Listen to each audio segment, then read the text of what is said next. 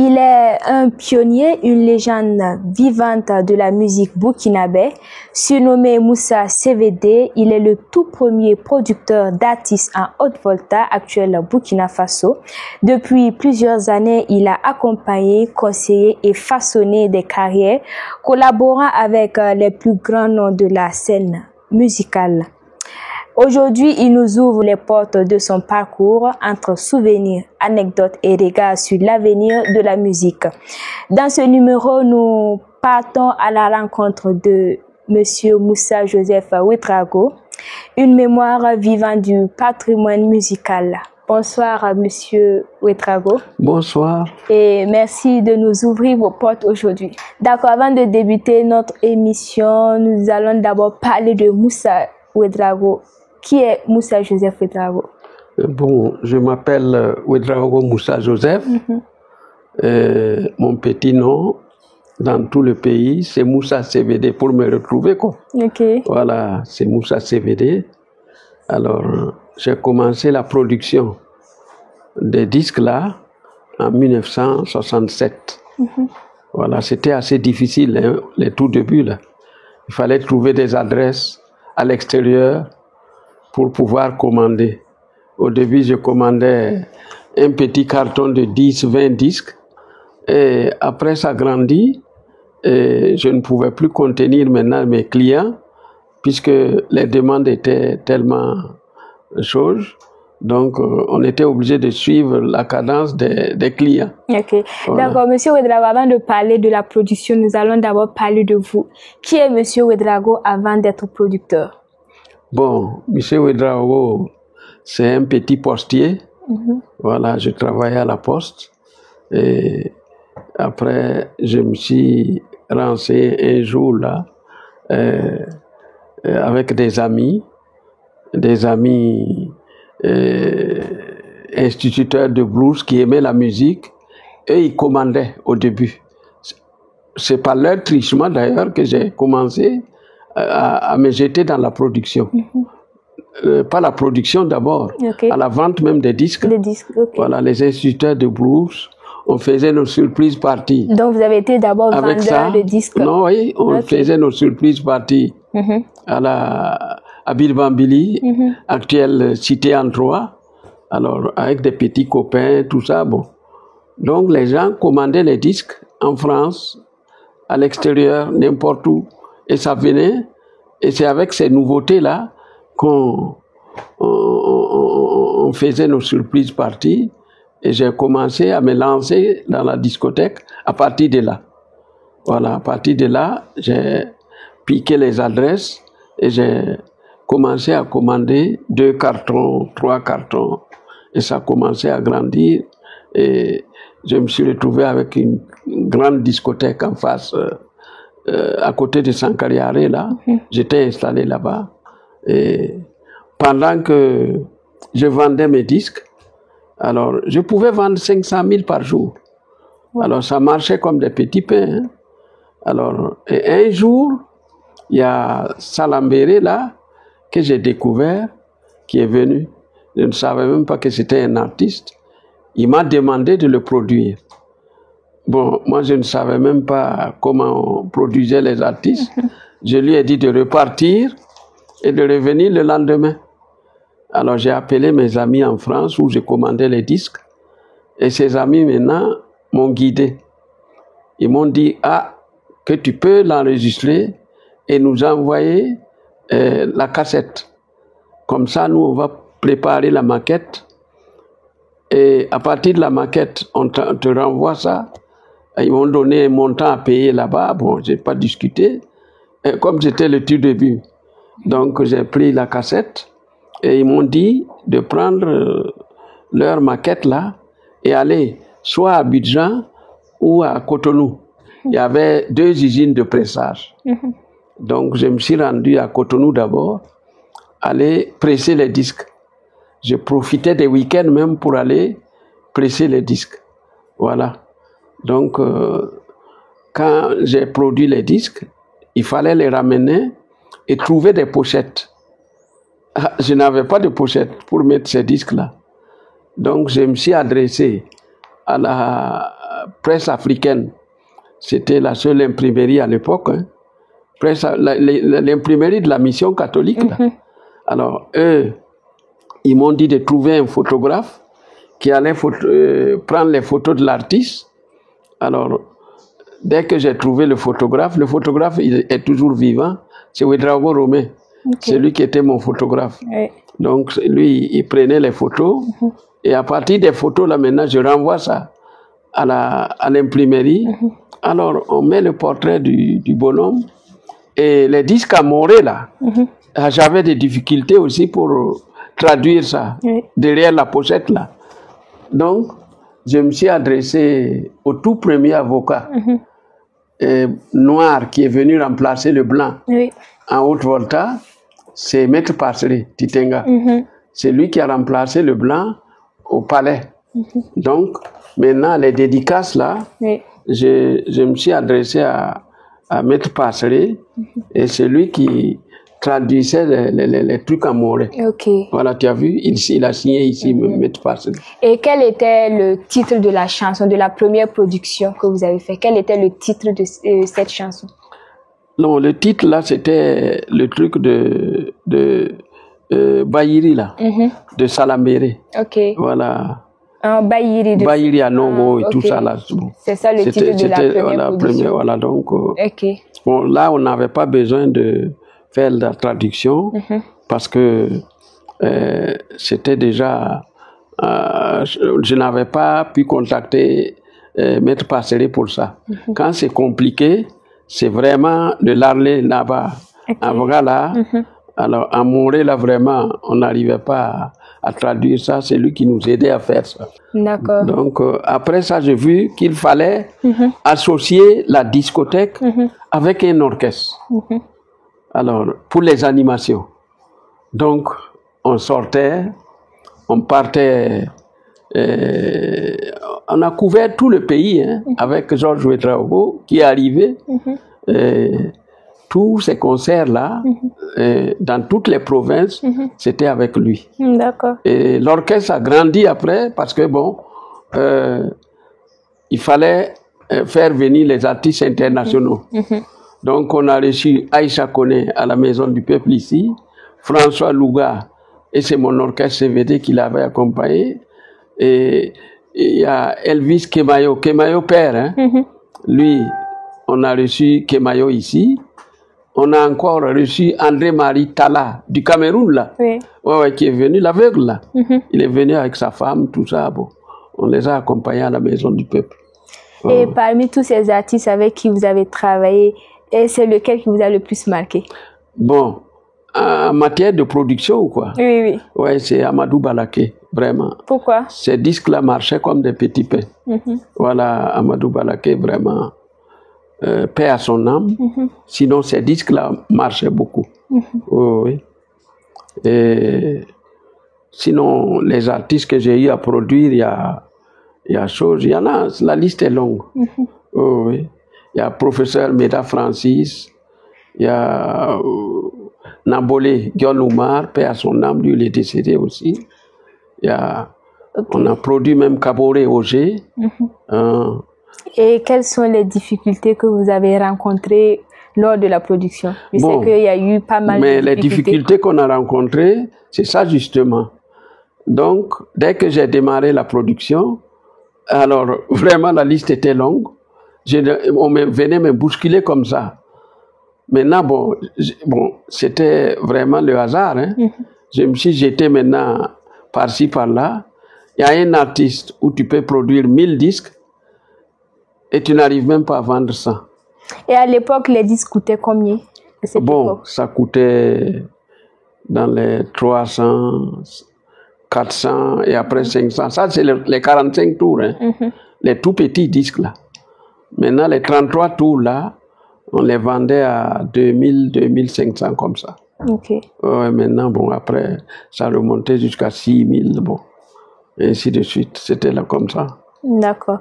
Et Monsieur Ouedraogo, vous avez également côtoyé de grandes figures, notamment vous avez cité des artistes venus de l'extérieur. Et quelle rencontre a changé votre parcours parmi les artistes venus de l'extérieur? Quelle est la rencontre qui a changé votre parcours? Bon, la rencontre qui a changé le parcours, là, bon, c'était l'émotion, c'était l'aveugle, là, qui est venu avec sa femme, là. André-Marie Talla, qui est venu du Cameroun, là. Il a épaté tout le monde à la maison du peuple. Et il a dit que, voilà, il a fait rire tout le monde à la maison du peuple. Il a dit, mais qu'il sait que sa femme est très belle, mais il faut que les gens fassent attention à sa femme. Alors j'ai retenu ça. Et puis, ce que j'ai eu comme problème encore, il y a tous les bals pop du lycée, là. Zenda, les lycées, les quoi, c'était avec mon orchestre. Ça, c'est un truc que je vous raconte. Et voilà. Donc, un jour, ils ont pris mon orchestre, là, aller jouer à la maison du peuple. Et les élèves, là, n'ont pas pu payer les policiers qui maintenaient l'ordre ce jour-là. Alors donc, à la fin de la soirée, donc ils n'ont pas pu payer même le maintien d'ordre là.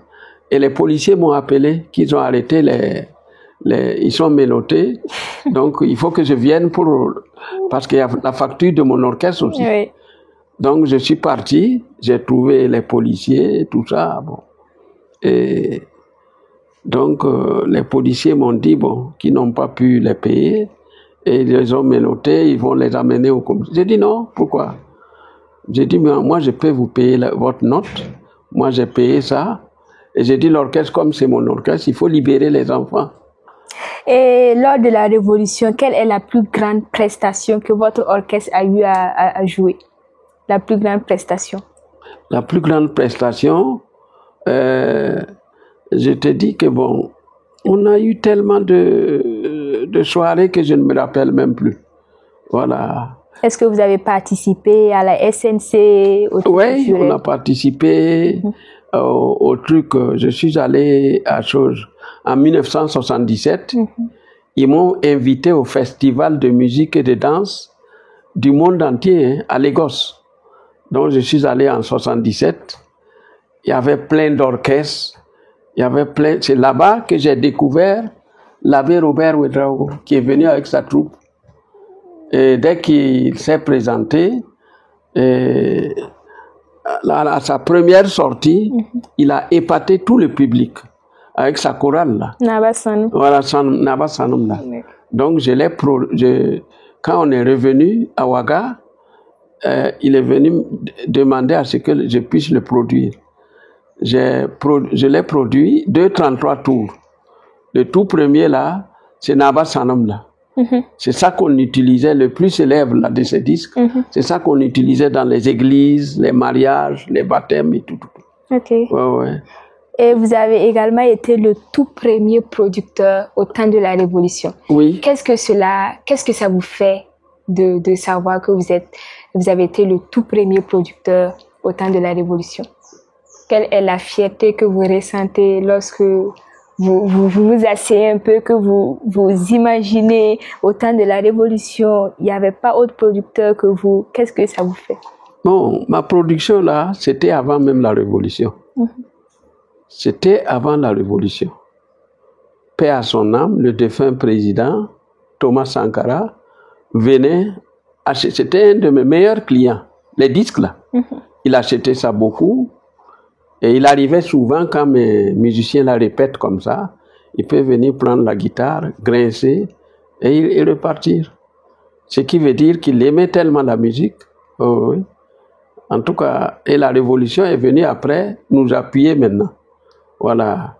Dès qu'ils sont arrivés, j'ai vu que tous les membres de la Révolution aimaient tellement l'orchestre CVD, mon orchestre là. Et à chaque fois, on avait des contrats pour les meetings, les choses. Bon, ça nous rapportait un peu d'argent quand même. Ok.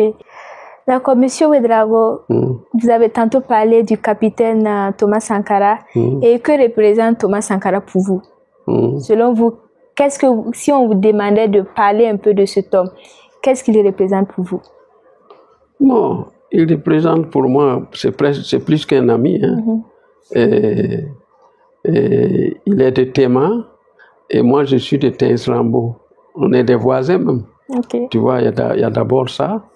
Et puis vraiment, il aimait mon affaire, c'est ça. On était pour. Je te donne un exemple.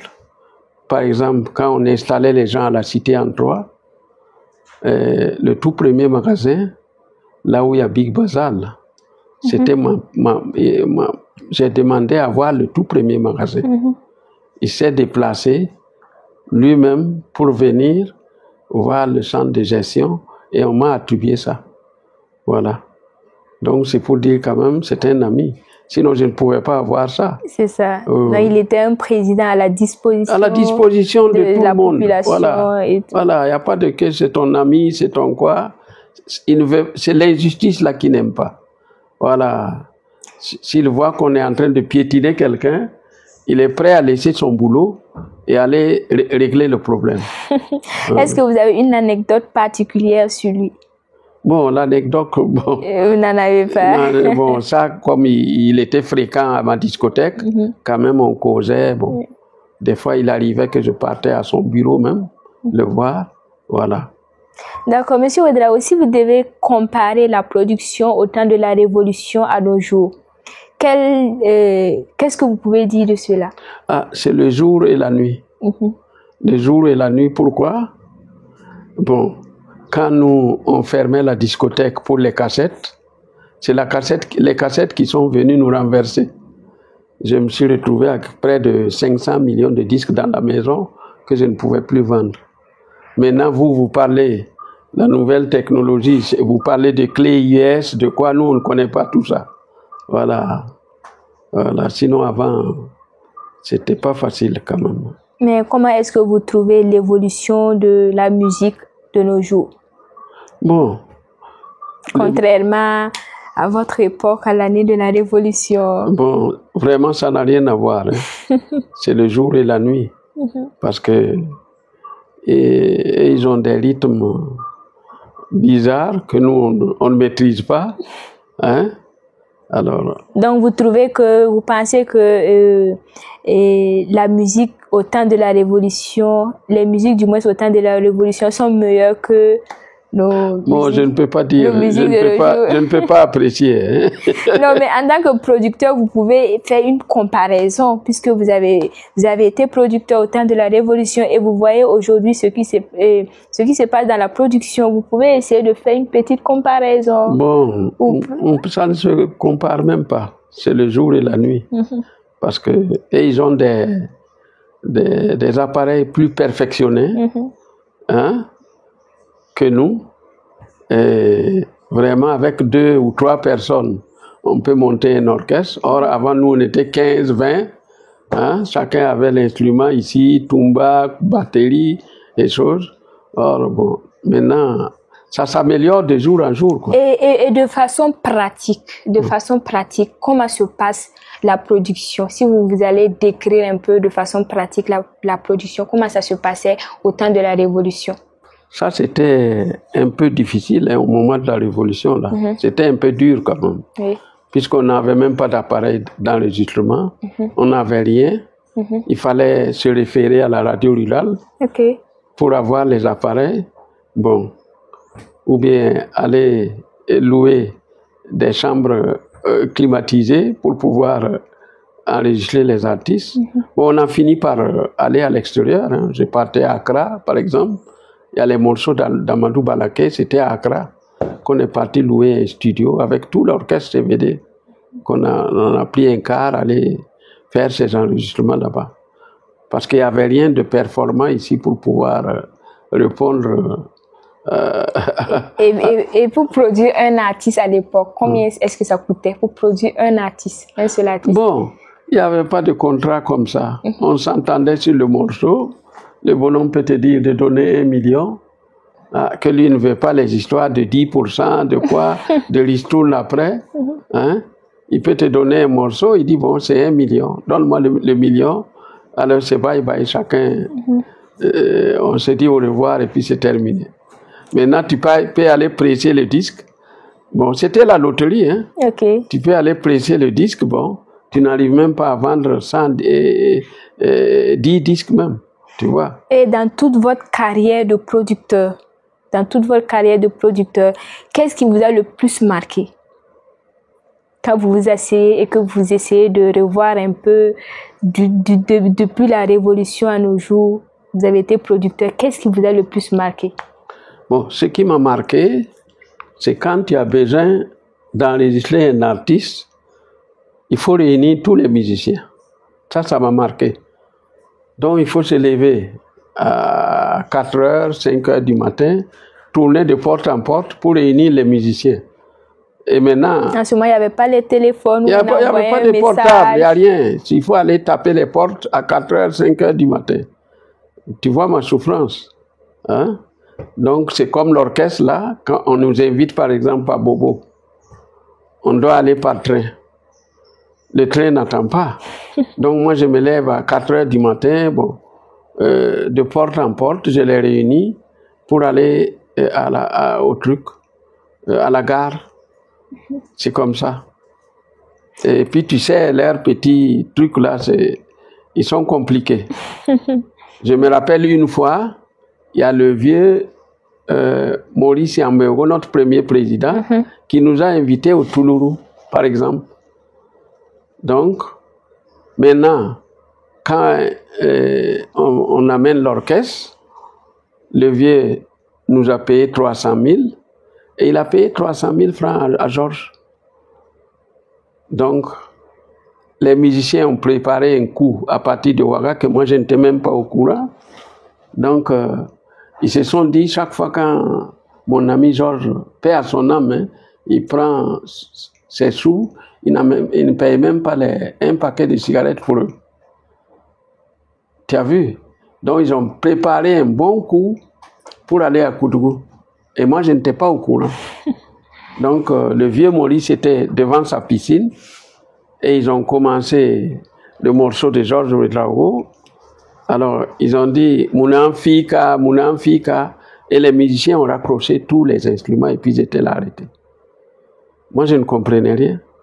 Et le président s'est levé, il est venu vers moi. Moi, j'ai dit « Bon, monsieur le président, allez-y vous asseoir. C'est interne, mais je vais tenter de résoudre ça. » Donc, je me suis renseigné un peu avec les musiciens. J'ai dit, c'est ça votre problème. Donc, moi, j'ai pris les 300 000 que le vieux Maurice m'a donné. Je les ai donnés 150 000. J'ai dit, bon, il ne faut pas décevoir le président et continuer la soirée avec Georges.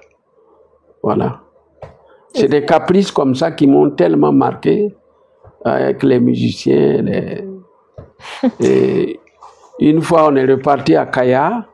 À l'heure même d'aller au lieu de la soirée, ils ont dit non, eux, ils ne peuvent pas bouger. J'ai dit, il y a quel problème? Ils ont des petits caprices comme ça, quoi. Oui. Qu'eux, ils veulent boire du café. J'ai vu café la nuit, là, où je vais trouver ça. De les amener vers le grand marché de la nuit. Bon, moi, j'ai dit, je ne peux pas faire ça. Mais ceux qui nous ont invités étaient obligés de les prendre, amener au marché de Kaya. Trouver le café. Ils ont pris le café. Ils ont des petits caprices, quoi. Ok. Monsieur Ouédraogo, nous tirons pratiquement vers la fin de cette première partie de notre émission. Est-ce que vous avez des conseils à l'endroit de ces jeunes producteurs de nos jours? Quels conseils est-ce que vous avez à l'endroit de ces jeunes producteurs? Bon, ce que j'ai comme conseil, c'est de mûrir d'abord la production du musicien, là, quoi, avant de le produire. Voilà, il faut faire beaucoup attention, quoi. Voilà, sinon, bon, si tu te jettes dans la production comme ça, tu vas presser des disques ou des cassettes et après, tu vas te retrouver dans un trou, hein, sans fond. Oui. C'est ça. Puisque, bon, il y a des morceaux, des fois, bon, les gens, même les artistes que vous voyez aujourd'hui, là, ils ont un seul morceau qui mobilise tout le public. Oui. Même s'il a 30 morceaux, 40 morceaux comme ça, il y a un seul morceau qui plaît aux gens. Même s'il monte sur scène, tant qu'il ne démarre pas ça, les gens ne sont pas contents. Les gens réclament même des fois. Voilà, c'est ça qui qui fait qu'il faut être prudent, beaucoup prudent, hein, pour les productions là. Voilà, il faut être prudent. Sinon, si tu mets tes fonds dedans, bon, c'est une chute libre, hein. Voilà. D'accord, donc il faut prendre le temps de bien mûrir avant de produire l'artiste. D'accord. Et c'est sur ces mots que nous allons mettre fin à notre émission. Merci à vous de nous avoir ouvert votre porte. Merci pour la disponibilité. Et à vous, chers téléspectateurs, on se donne rendez-vous la semaine prochaine pour la deuxième partie de votre émission. Portez-vous bien.